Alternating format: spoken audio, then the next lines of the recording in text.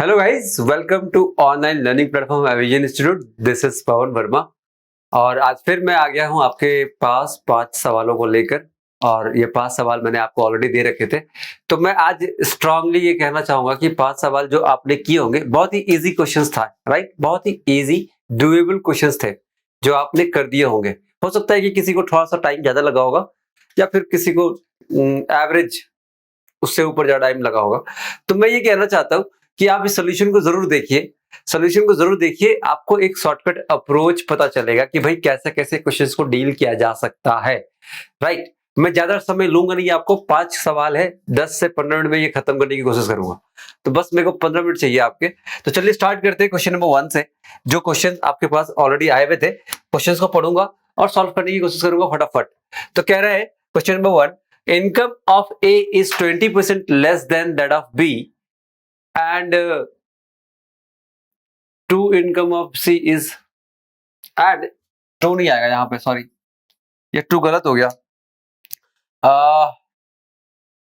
Question में यहाँ पे टू लिखा हुआ है तो वो गलत लिखा हुआ है, ठीक है। तो कह रहा है कि income of A is 20% less than that of B and income of C is 70% of the sum of A and B income. Okay, okay, okay. मेरे को पता है कि income of A is 20% less than B। तो A और B की value अगर देखी जाए तो A जो है 20% कम है, मतलब 80 और 100 है, तो रेशियो क्या आ रहा है 4/5, ठीक है। उसके बाद कहता है कि income of C is 70% of the sum of A and B's income. Income of C जो है वो A और B का जो सम है उसका 70% है, मतलब ये अगर 100 है तो ये 70% है। तो 100 और 70 में अगर हम लिखे तो 7/10 लिख देंगे, ठीक है। उसके बाद कहता था income of D is 25% more than that of C। Income of D, यहां लिखता हूं मैं, डी और सी की बात कर रहा है। तो कह रहा है कि इनकम ऑफ डी इज 25% मोर, ज्यादा है 125। तो मैं कह रहा हूं 125 और 100 है तो ये होगा 5/4। 5/4 if the difference between the income of B and D is ₹2-3, मतलब difference between B and D का जो डिफरेंस है वो 23,000 रुपए है। तो मुझे बताइए कि फाइंड द इनकम ऑफ ए। तो ए का इनकम कितना है आपको ये बताना है, बस ये सवाल में दिया गया है। अब हम क्या कर सकते हैं, अब हम क्या क्या चीजें कर सकते हैं, तो मेरे को बताओ। मेरे को पता है कि ए और बी 4:5 है और ए और बी को यहाँ पे जब जोड़ रहा हूं तो यहाँ पे 10 दिख रहा है। अगर यहाँ पे ऐड करूंगा तो 9 आ रहा है, यहाँ पे ऐड कर रहा हूं तो ये 9 हो रहा है, यहाँ पे 10 हो रहा है, ठीक है।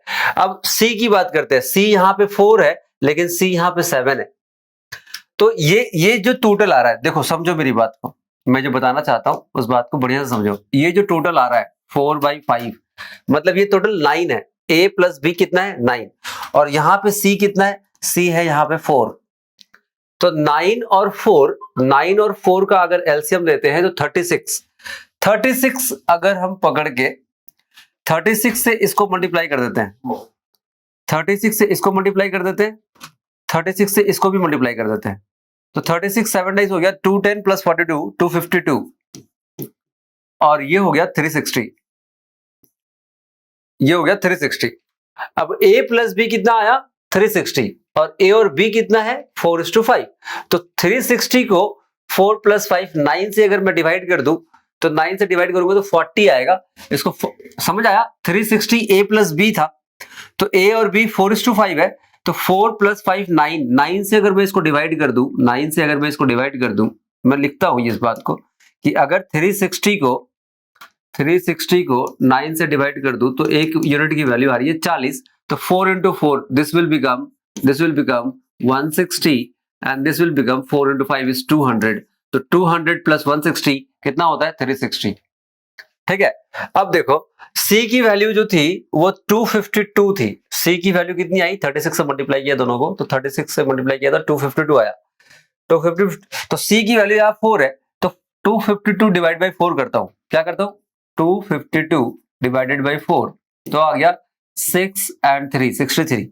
63 5 टाइम्स करेंगे तो 63 5 टाइम्स इज 315 और 63 4 टाइम्स करेंगे तो 252 ही आना ही है।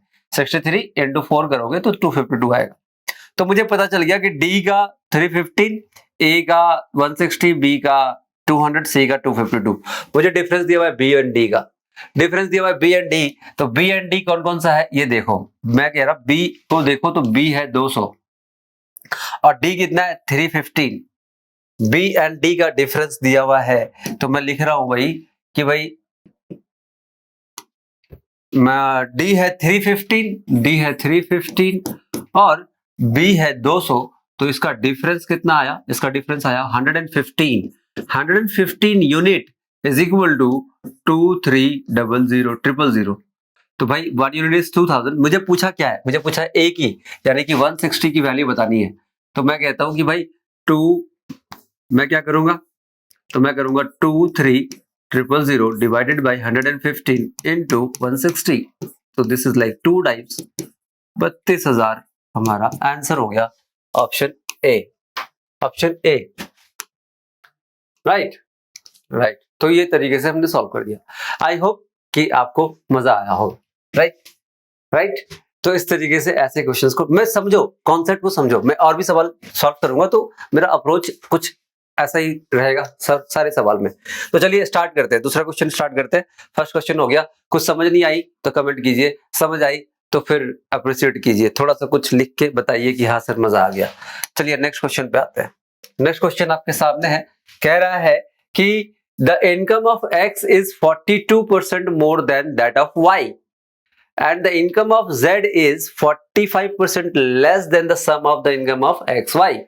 By what percent is the income of Z is less than that of X? Correct to 1 decimal place. Okay, X, Y, Z है तो मैं लिख लेता हूँ, ये X है, ये Y है, ये Z है। तो कह रहा है कि X is 42% more than Y. Y से 42 ज्यादा है, तो Y अगर 100 है मान लीजिए तो ये 142 होगा। ठीक है। फिर कहता है कि the income of Z is 45% less than the sum of the income of XY। जो Z है वो XY के सम यानी कि 242 सम 242 उससे 45% कम है। तो मैं कहूं कि 242 का 55% है। 55% मतलब क्या हो गया, 55 by 100। तो that is like 11 by 20, 11 by 20। Right. अगर मैं इसको कैलकुलेट करूं, अगर मैं इसको 2 से कैलकुलेट कर दूं तो 2 से कटेगी तो हो जाएगी 1 to 1। 1 to 1 into 11 is 133.1, यानी कि Z की इनकम है 133.1। मुझे पूछा है कि by what percent is the income of Z less than that the income of X। then के बाद X है तो X को लिख दिया मैंने 142 और इन दोनों का मोर और लेस बोल रहा है तो this is like 6.9 plus 2 is 8.9। आपको ये बताना है, आपको ये बताना है, ये कैलकुलेशन करनी है, छोटी सी कैलकुलेशन करनी है, आंसर आना है, बस ऐसे ही ये सवाल था। तो मैं अगर ये पॉइंट हटाऊंगा तो एक जीरो कटेगी, मतलब 890 हो जाएगा। अगर मैं इसको लिखना चाहूं तो मैं ऐसे लिख सकता हूँ 890 डिवाइडेड बाई 142। इसको डिवाइड करेंगे और जो वैल्यू आएगी हमारा आंसर हो जाएगा। तो इसको कैसे डिवाइड करें, तो हमें एक काम करते हैं, इसको थोड़ा राउंड फिगर में करने की कोशिश करते हैं। तो हम कह रहे हैं कि इसको अगर हम 900 लिख देते हैं, इसको 140 लिख देते हैं, तो 4 के टेबल में 6 टाइम्स आएगा 84। 4 के टेबल में 6 टाइम्स आएगा 84। फिर बचा मेरे पास 6, तो 6.0 लगाया तो ये कितना टाइम्स आएगा, तो 1 2 3 टाइम्स। 4 टाइम्स अगर करते हैं इसको तो 56, यानी कि 6.4 आ रहा है। और नंबर में हमने चेंजेस करी थी, इसको इंक्रीज किया था, इसको डिक्रीज किया था, तो जो वैल्यू आएगी इसको इंक्रीज करेंगे तो ऑब्वियस सी बात है कि 6.4 से थोड़ी सी कम आएगी। मतलब मैं आंसर टिक कर सकता हूँ 6.4, 6.3 को मैं टिक कर सकता हूँ। तो इस तरीके से आप क्वेश्चन को डील कर सकते हैं। ये हो गया आपका सेकेंड क्वेश्चन। राइट। आते हैं नेक्स्ट क्वेश्चन पे। क्वेश्चन नंबर थर्ड कह रहा है कि भाई इनकम नहीं, if 66 2/3% of 75% of 1/8 of a certain number is 179, is of a certain number is 179, then 33 1/3% of 3/4 of that number is what? बड़ा सिंपल सा सवाल, एसएससी सीजीएल में पूछा गया सवाल है। तो मैं कहता हूं कि 66 2/3 of 75% of 1/8 of a certain number. तो सर्टेन नंबर को मैं मान लेता हूं लेट्स से x, अब उस नंबर का 1/8 करता हूं मैं, 1/8 ऑफ 75% मतलब 3/4 ऑफ 66 2/3 मतलब 2/3 of that number is 179. Then we have to find out what? We have to find out 3/4 में। देखो मुझे पता क्या करना है, इस बात को भी ध्यान से समझ लो कि मुझे क्या करना है पता, कि उसी नंबर का 3/4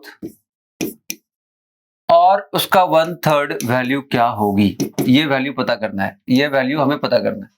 तो हम कह रहे हैं कि भाई 3/4 तो यहाँ पे है ही, और 1/3 चाहिए, मतलब 2 को अगर मैं काट दूं ये 4 होता है, अब 4 को उधर ले जाके मल्टीप्लाई कर देता हूं, 4 इंटू दिस वन, यानी कि 4 इंटू दिस वन, तो 179 into 4, 18 4 times is 720 minus 4 is 716।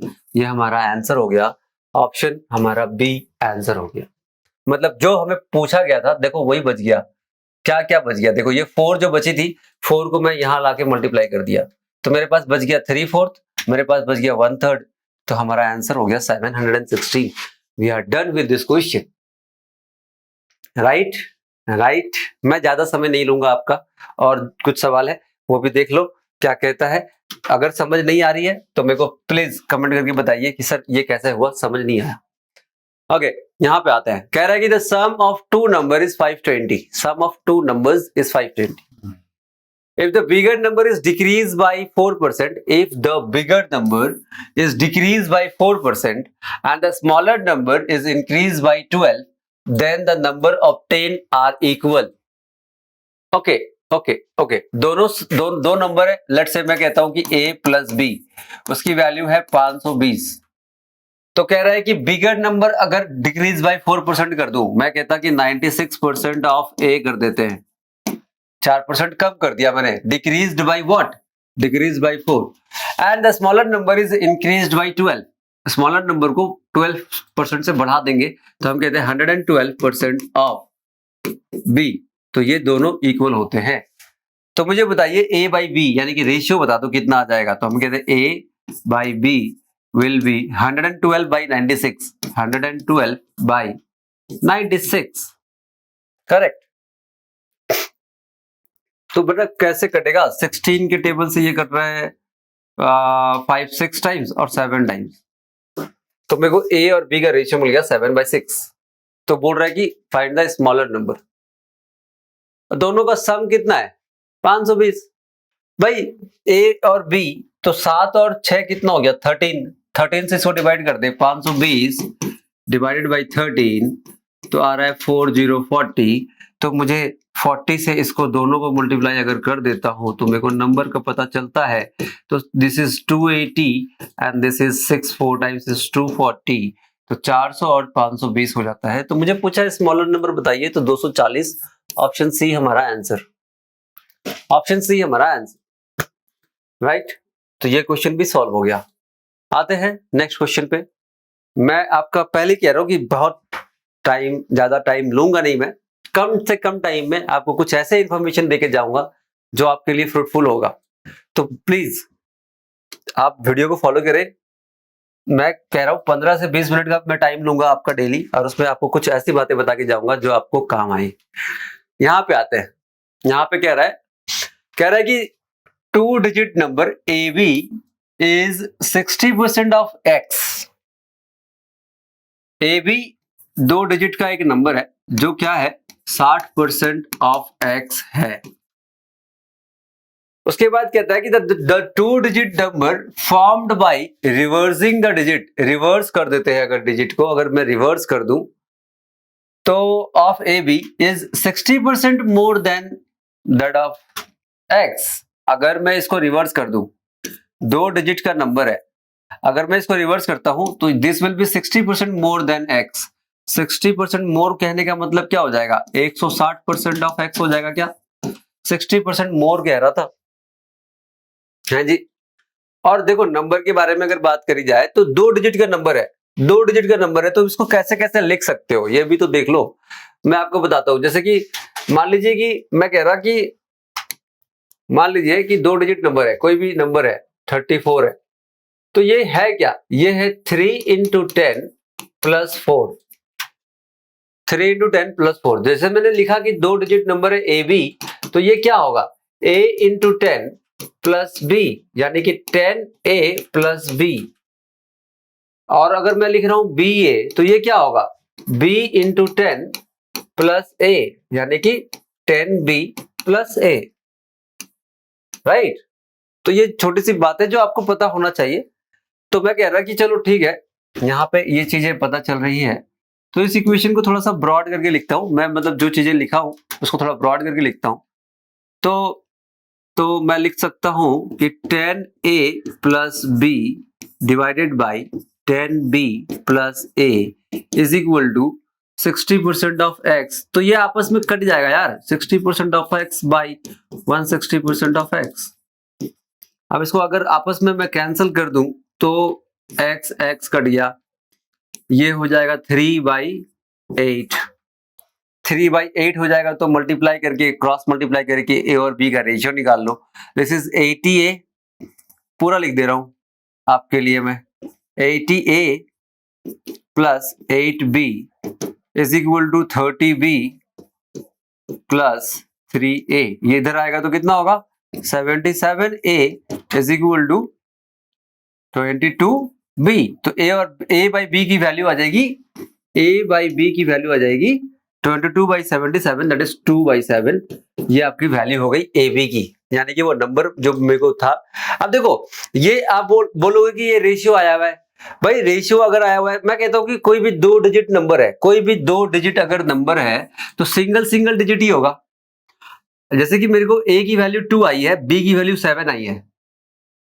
समझो इस बात को जो मैं समझाना चाह रहा हूं। मैं कह रहा हूं कि जो नंबर थी वो 27 थी, डायरेक्टली पता चल गई। A b is 60% of x, तो मेरे को ए बी की वैल्यू पता चल गई 27। अब ये कैसे कह रहा हूं मैं, ये कैसे कह सकता हूं, तो अगर मैं इसको डबल करता हूं, मान लीजिए ये तो रेशियो है ना।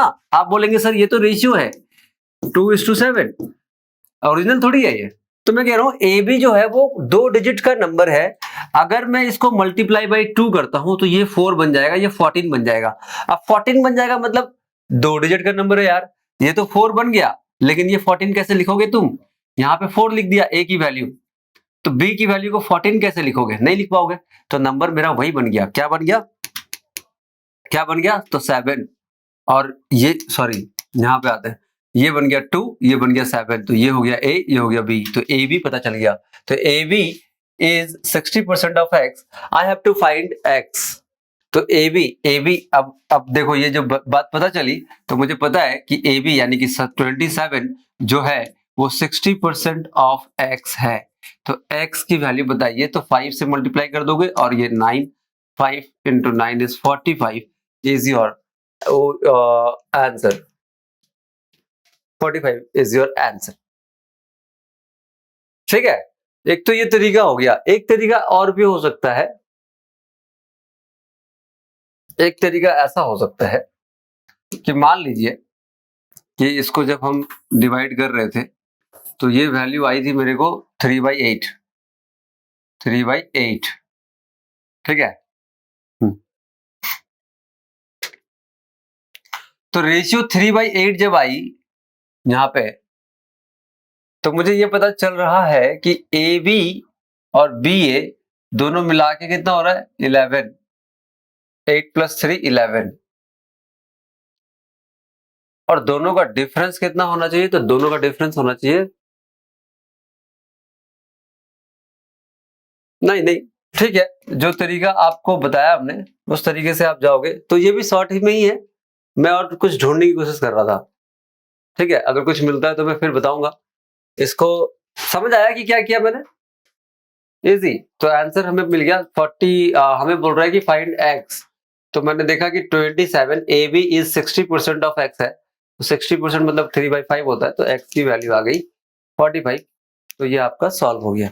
तो इस तरीके से आपने पांचों सवाल को सॉल्व कर दिया। तो आई होप कि आपको मजा आया होगा, और बहुत मैंने कोशिश करी है कि शॉर्टकट में वीडियोस बताने के लिए कि कम से कम टाइम में आपको कुछ पता चले, ऐसी बातें जो आप ऐसा भी कर सकते हैं, यार ऐसा भी हो सकता है, ऐसा भी हो सकता है। तो thank you for giving your time. फिर मिलेंगे हम लोग नेक्स्ट क्लास में, नेक्स्ट वीडियो में, और भी नए अप्रोच को लेकर मिलूंगा मैं, ताकि आपको और इंटरेस्ट बने कि आप ऐसे शॉर्टकट भी यूज कर सके अपने पेपर में।